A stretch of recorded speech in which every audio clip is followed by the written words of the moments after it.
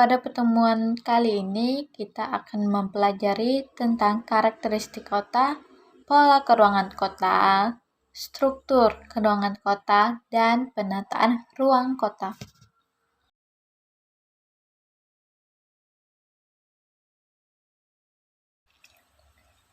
Menurut Undang-Undang Nomor 22 Tahun 1999 tentang Otonomi Daerah, kawasan perkotaan adalah kawasan yang mempunyai kegiatan utama bukan pertanian, dengan susunan fungsi kawasan sebagai tempat pelayanan jasa pemerintahan, pelayanan sosial, dan kegiatan ekonomi.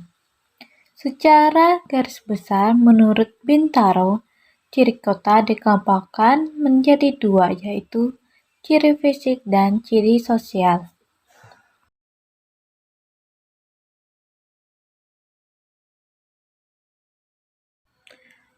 Ciri fisik kota yang pertama adanya sarana perekonomian, misalnya seperti mal, pasar, adanya tempat parkir yang memadai, adanya tempat rekreasi dan olahraga, ada alun-alun, serta gedung-gedung pemerintahan.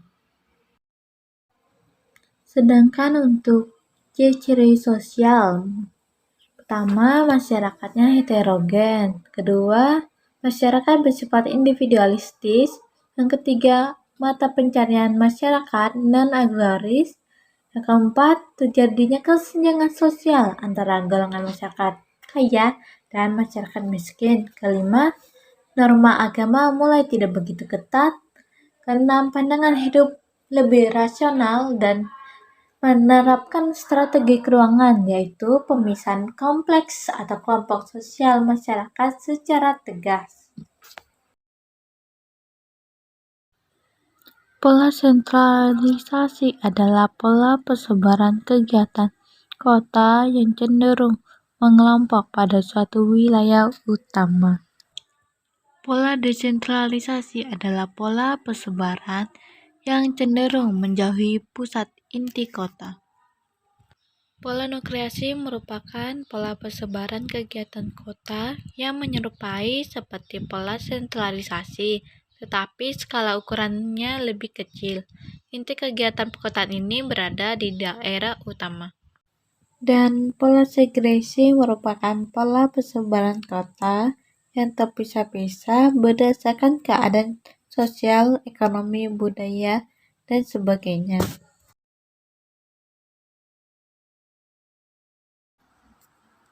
Menurut teori konsentris, kota dibagi menjadi 5 zona, yaitu daerah pusat kegiatan, zona peralihan, daerah tempat tinggal para pekerja, daerah tempat tinggal kelas menengah, dan daerah tempat tinggal para pengrajin. Daerah pusat kegiatan merupakan pusat kehidupan sosial, ekonomi, budaya, dan politik, sehingga pada zona ini terdapat bangunan utama untuk kegiatan sosial, ekonomi, politik, dan budaya.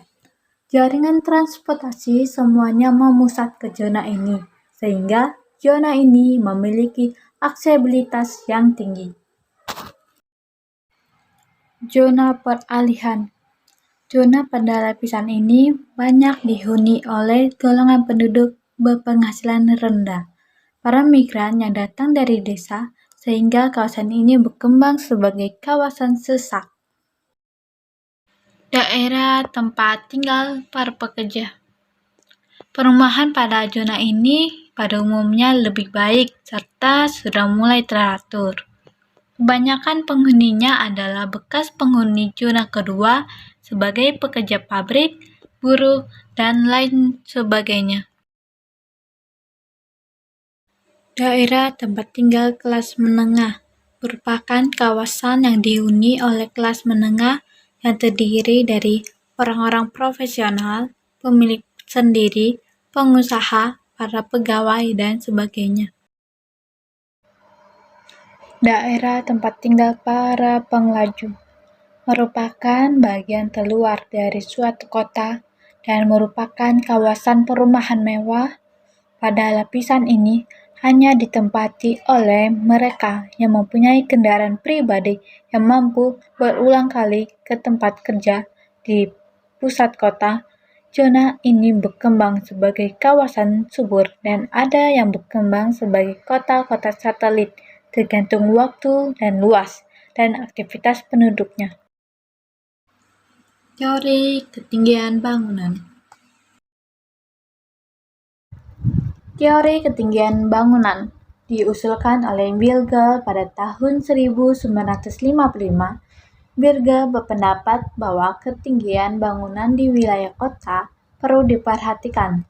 Variabel ini menjadi perhatian bagi negara maju karena berkaitan dengan hak setiap orang menikmati sinar matahari dari tempat tertentu.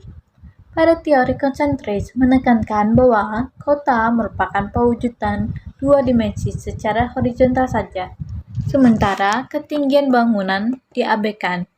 Hubungan ketinggian bangunan dengan penggunaan lahan sebaiknya diperhatikan dalam merumuskan pola penggunaan lahan yang akan datang, sehingga kesemrautan kota dapat dihindari. Teori sektor dikemukakan oleh Yot pada tahun 1939. Teori ini dibagi menjadi 5, yaitu daerah pusat kota, zona manufaktur grosir, zona pemukiman kelas rendah, zona pemukiman kelas menengah, dan zona pemukiman kelas tinggi. Penataan ruang kota. Kota adalah kawasan yang dihuni oleh penduduk yang biasanya memiliki ciri modern. Penduduk yang menempati kawasan perkotaan umumnya memiliki pencarian di bidang non-agraris yang beraneka ragam. Kegiatan ekonomi yang menggunakan lahan perkotaan antara lain perumahan, jasa, tempat pemasaran, industri, sarana pemerintahan, dan pusat pendidikan, kesehatan, peribadatan, rekreasi, dan olahraga. Sekian dari pertemuan kita pada kali ini. Saya ucapkan terima kasih.